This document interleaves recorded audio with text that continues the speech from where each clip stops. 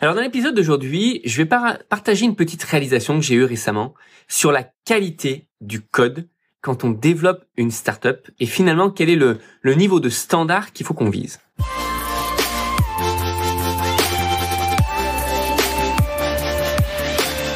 Bonjour à tous. Alors, comme vous le savez peut-être, j'ai lancé une petite startup qui s'appelle Marketing Automation Ninja il y a quelques mois et je suis dans un process de refactoriser un petit peu le code source de cette application-là, de le passer à l'échelle, de permettre de gérer plus d'utilisateurs, etc.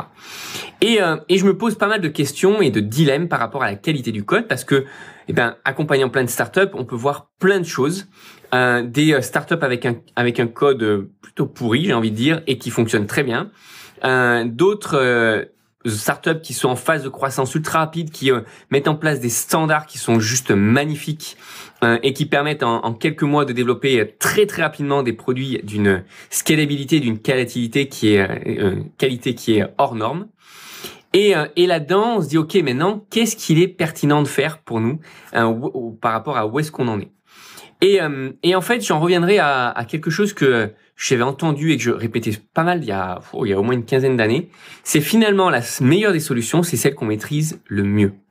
C'est-à-dire qu'en fonction de votre équipe, en fonction des développeurs que vous avez, en fonction du niveau technologique que vous avez, finalement, il faut se concentrer sur ce que l'on maîtrise le mieux et juste faire ce qu'il faut pour apporter un maximum de valeur. Et la valeur va pas être proportionnelle à la qualité du code. Elle va pas permettre de générer plus de cash. Va pas générer plus de cash si votre code est mieux écrit. La seule chose, c'est si vous avez un code qui est mieux écrit, vous allez pouvoir le garder plus longtemps.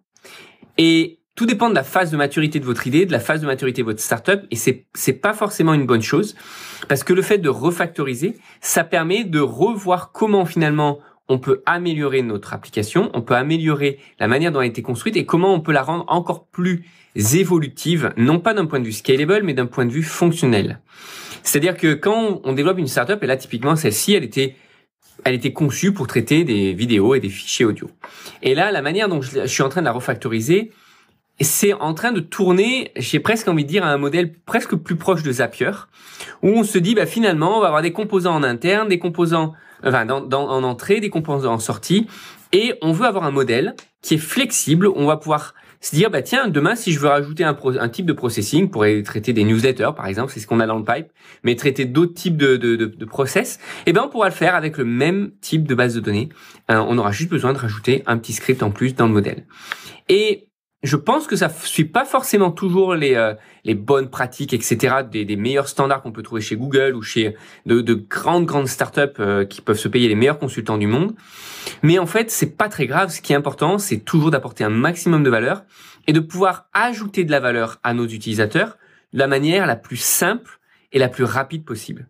Et ça n'est pas forcément proportionnel au code, c'est proportionnel à la généricité, je voudrais aller dire. En fait, que notre code et notre base de données va être générique et que l'on va pouvoir l'adapter à de nouveaux modèles, à de nouvelles propositions de valeur et à quelque chose qui sera plus long terme et qu'on pourra faire évoluer sans à chaque fois faire tout casser dans notre code, dans notre base de données. Bref, tout ça pour vous dire, concentrez-vous sur les compétences de vos équipes, concentrez-vous sur comment apporter plus de valeur et finalement publier le plus rapidement possible les fonctionnalités qui vont apporter de la valeur et qui font qu'à un moment donné, vous pourrez monétiser et générer du cash. C'est grâce à ça qu'ensuite vous pourrez scaler. C'est grâce à ça que vous pourrez ajouter de nouvelles fonctionnalités et potentiellement aller après sur des levées de fonds qui peuvent être à un moment donné plutôt plus pertinentes. Voilà, j'espère que ça peut vous aider. Et ne vous faites pas trop de mourants par rapport à la qualité du code parce que de toute façon, même si on prenait le meilleur code écrit aujourd'hui, dans 2 ans, ça serait un code qui serait mal écrit parce qu'il y aurait de nouveaux standards, de nouvelles manières de faire beaucoup plus performantes. Et ce qui compte aujourd'hui, c'est la valeur qu'on va pouvoir ajouter à nos utilisateurs aujourd'hui et non pas la maintenabilité de ce code dans 10 ans, typiquement. Allez, je vous souhaite une bonne journée et je vous dis à bientôt.